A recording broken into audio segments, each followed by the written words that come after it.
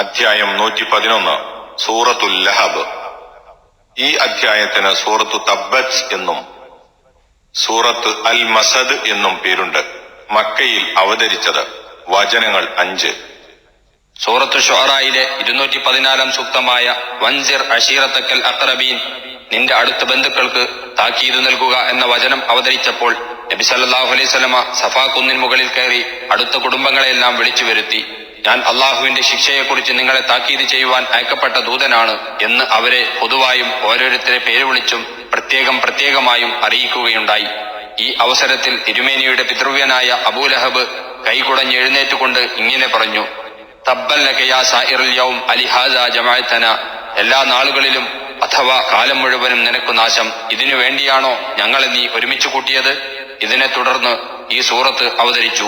ബുഖാരിയും മുസ്ലിമും റഹ്മത്തുള്ളാഹി അലൈഹിമ ഉദ്ധരിച്ചിട്ടുള്ള ഈ സംഭവത്തിന്റെ പൂർണ്ണരൂപം സൂറത്തു ശുഅറായിൽ നാം ഉദ്ധരിച്ചിരിക്കുന്നു. ബിസ്മില്ലാഹിർ റഹ്മാനിർ റഹീം. പരമകാരുണികനും കരുണാനിധിയുമായ അള്ളാഹുവിന്റെ നാമത്തിൽ. തബ്ബത് യദാ അബീ ലഹബിൻ വതബ്, അബൂലഹബിന്റെ ഇരു കരങ്ങൾ നഷ്ടമടഞ്ഞു നശിക്കട്ടെ, അവൻ ശാപമടഞ്ഞു നശിച്ചു താനും. മാ അഗ്നാ അൻഹു മാലുഹു വമാ കസബ്, അവനു അവന്റെ ധനവും അവൻ സമ്പാദിച്ചു വെച്ചതും ഉപകാരപ്പെട്ടിട്ടില്ല. സയസ്ലാ നാറൻ ദാത ലഹബ്, ജ്വാലയുള്ളതായ ഒരഗ്നിയിൽ അഥവാ നരകത്തിൽ അവൻ വഴിയെ കടന്നെരിയും. വംറഅതുഹു ഹമ്മാലതൽ ഹതബ്, അവന്റെ ഭാര്യയും അതെ ആ വിറകു ചുമട്ടുകാരി, അവളും കടന്നെരിയും. ഫീ ജീദിഹാ ഹബ്ലും മിൻ മസദ്, അവളുടെ കഴുത്തിൽ ഈത്തനാരിനാൽ പിരിച്ച ഒരു ചൂടിക്കയർ ഉണ്ടായിരിക്കും. നബി സല്ലല്ലാഹു അലൈഹി വസല്ലം തിരുമേനിയുടെ പിതൃവ്യൻ അബൂലഹബിന്റെ സാക്ഷാൽ പേർ ഉസ്സ എന്ന വിഗ്രഹത്തിന്റെ അടിമ എന്നർത്ഥമുള്ള അബ്ദുൽ ഉസ്സ എന്നത്രേ. അബൂലഹബിന്റെ മുഖം വളരെ ശോഭയും തെളിവും ഉണ്ടായിരുന്നത് കൊണ്ടാണ് അബൂലഹബ് എന്ന പേരിൽ അയാൾ അറിയപ്പെട്ടത് എന്ന് പറയപ്പെടുന്നു. അപ്പോൾ ചൊരിക്കുന്ന മുഖമുള്ളവൻ എന്ന ഉദ്ദേശത്തിലായിരിക്കും ആ പേര് വന്നത്. മുകളിൽ ഉദ്ധരിച്ച ഹദീസിൽ കണ്ടതുപോലെ നബി സല്ലല്ലാഹു അലൈഹി വസല്ലമ തൗഹീദിന്റെ പ്രബോധനം എപ്പോൾ തുടങ്ങിയോ അപ്പോൾ മുതൽ അവൻ നബി സല്ലല്ലാഹു അലൈഹി വസല്ലമയുടെ ശത്രുവായി പ്രത്യക്ഷപ്പെട്ടു. മരണം വരെ കഠിന വൈരം തുടരുകയും ചെയ്തു. അബൂലഹബിനെ പോലെ തന്നെ നബി സല്ലല്ലാഹു അലൈഹി വസല്ലമയുടെ ഒരു പിതൃവ്യനായിരുന്നു അബൂ ത്വാലിബും. എന്നാൽ അദ്ദേഹം തിരുമേനിയുടെ വാത്സല്യം നിറഞ്ഞ രക്ഷാകർത്താവായിരുന്നുവെന്ന് മാത്രമല്ല, അദ്ദേഹം ശിർക്കിൽ ഉറച്ചു നിന്നുകൊണ്ട് തന്നെ തിരുമേനിയെ മരണം വരെ തന്നാൽ കഴിയും വിധം സഹായിച്ചു കൊണ്ടിരിക്കുകയും ചെയ്തു. അബൂലഹബാകട്ടെ ചുരുങ്ങിയ പക്ഷം സ്വന്തം സഹോദരപുത്രൻ എന്ന നിലക്ക് ഉപദ്രവിക്കാതിരിക്കുകയെങ്കിലും ചെയ്തില്ല.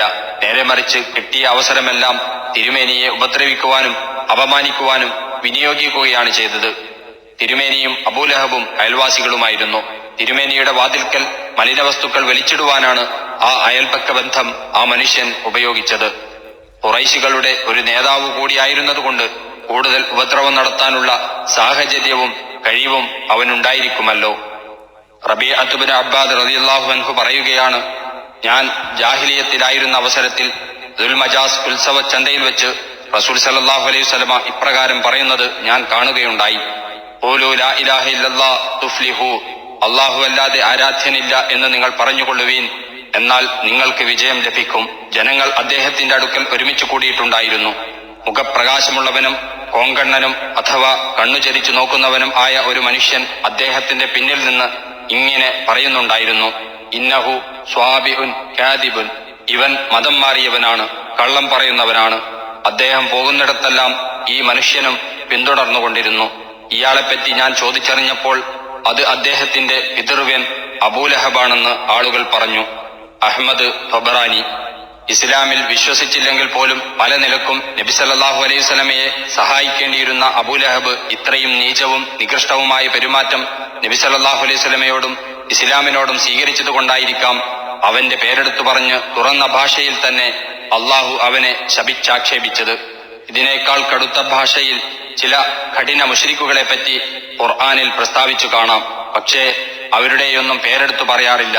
അവനോട് അള്ളാഹുവിനുള്ള അതികഠിനമായ വെറുപ്പാണല്ലോ ഇത് കാണിക്കുന്നത്. പ്രവാചകന്റെ അടുത്ത ബന്ധുവായിരുന്നാൽ പോലും പ്രവാചക ദൗത്യത്തെ ധിക്കരിക്കുന്നവരോട് അള്ളാഹുവിന്റെ കോപം വമ്പിച്ചതായിരിക്കുമെന്നും ഇത് വ്യക്തമാക്കുന്നു. അബൂലഹബിന്റെ ഭാര്യയും അബൂലഹബിന് തികച്ചും യോജിച്ച ഒരു ഭാര്യയായിരുന്നു. ഉമ്മു ജമീൽ എന്നാണ് പേർ. നബി സല്ലല്ലാഹു അലൈഹി വസല്ലമക്കെതിരായി സ്വഭർത്താവിന്റെ സംരംഭങ്ങളിൽ അവൾ അവനെ സഹായിക്കുമായിരുന്നു. അവൾക്ക് സ്വന്തമായി കഴിയുന്നത് പുറമേയും ചെയ്യും. തന്റെ തോഴിമാരായ സ്ത്രീകൾക്കിടയിൽ നബി സല്ലല്ലാഹു അലൈഹി വസല്ലമയെ പറ്റി കുറ്റവും കുറവും പറഞ്ഞു പ്രചരിപ്പിക്കുക, തിരുമേനി നടക്കുന്ന വഴിയിൽ ഞെരിഞ്ഞിൽ മുള്ളിന്റെയും മറ്റും ഭാണ്ഡങ്ങൾ കൊണ്ടുവന്നിടുക, തിരുമേനിയെയും അനുയായികളെയും കുറിച്ച് ഏഷണി പറഞ്ഞുണ്ടാക്കുക മുതലായവ അവളുടെ വകയായിരുന്നു. ഇക്കാരണത്താൽ അവളും അള്ളാഹുവിന്റെ കടുത്ത ശാപത്തിനും കോപത്തിനും പാത്രമായി തീർന്നു.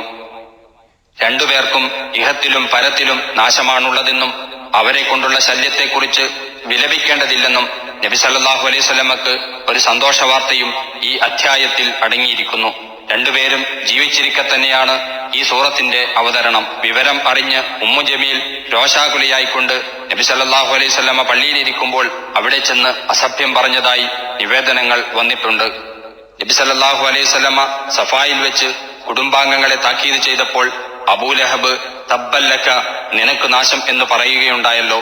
കഠിനമായ പ്രതിഷേധവേളയിൽ ശപിച്ചു പറയാറുള്ള ഒരു വാക്കാണത്. അതേ വാക്ക് ഉപയോഗിച്ചുകൊണ്ട് തന്നെ അള്ളാഹു അവനെയും ശപിച്ചിരിക്കുകയാണ്. 1-ാം വചനത്തിലെ ആദ്യത്തെ ക്രിയ തബ്ബത്ത്, അബൂലഹബിന്റെ കരങ്ങൾ നശിക്കട്ടെ എന്ന് പ്രാർത്ഥനാരൂപത്തിലും 2ാമത്തെ ക്രിയ വതബ്ബ്, അവൻ നശിക്കുകയും ചെയ്തിരിക്കുന്നു എന്ന് വർത്തമാന രൂപത്തിലുമാണുള്ളത്. 2ാമത്തെ വചനത്തിൽ അവന്റെ ധനം, ഐശ്വര്യം, സ്വാധീനം, മക്കൾ മുതലായവയൊന്നും ഇഹത്തിൽ അവന്റെ ഉദ്ദേശ്യം സാധിക്കുന്നതിന് ഉപകരിക്കുകയില്ലെന്നും പരലോകത്തിൽ അവ മൂലം യാതൊരു ഗുണവും ലഭിക്കുവാനില്ലെന്നും പ്രസ്താവിച്ചിരിക്കുന്നു. ഈ ശാപം ഇഹത്തിൽ വെച്ച് മരണത്തിനു മുമ്പ് തന്നെ അവൻ അനുഭവിക്കുകയും ചെയ്തു. അവന്റെ ഉദ്ദേശമൊന്നും ഫലിച്ചതുമില്ല.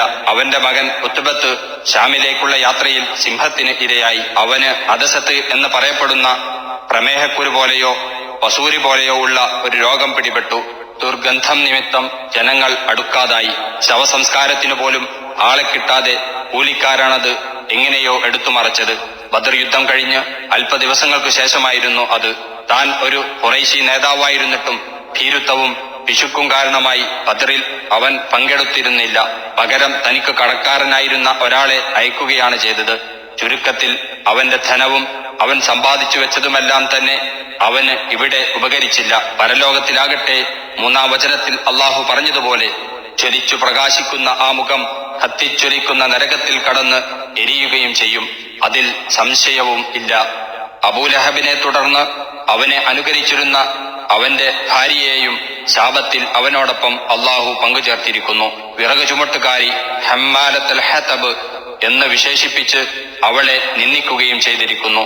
ഏഷണിയുമായി നടക്കുന്നവനെ കുറിച്ച് അവൻ അയാൾക്കെതിരെ വിറകുണ്ടാക്കുകയാണെന്ന് അറബികൾ പറയാറുണ്ടെന്നും അതനുസരിച്ച് ഏഷണിക്കാരി എന്ന ഉദ്ദേശ്യത്തിലാണ് വാക്ക് ഉപയോഗിച്ചിരിക്കുന്നതെന്നുമാണ് ചില ഖുർആൻ വ്യാഖ്യാതാക്കളുടെ അഭിപ്രായം. അതല്ല, നബി സല്ലല്ലാഹു അലൈഹി വസല്ലമയെ ഉപദ്രവിക്കുവാനായി അവൾ മുള്ളും മറ്റും ചുമന്നുകൊണ്ടുവന്നിരുന്നതിനെ ഉദ്ദേശിച്ചാണെന്നും അഭിപ്രായമുണ്ട്.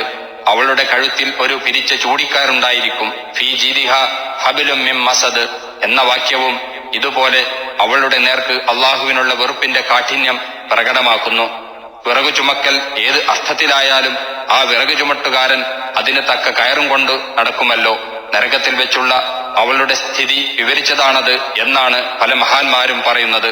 അഥവാ കഴുത്തിൽ കയറുമായി നബി സല്ലല്ലാഹു അലൈഹി വസല്ലമക്കും ഇസ്ലാമിനുമെതിരെ വിറക് ശേഖരിക്കുവാൻ മിനക്കെട്ടിരുന്ന അവൾക്ക് അതിന് തികച്ചും അനുയോജ്യമായ ശിക്ഷയായിരിക്കും നരകത്തിലും അനുഭവപ്പെടുക എന്ന് സാരം. വല്ലാഹു ആലം.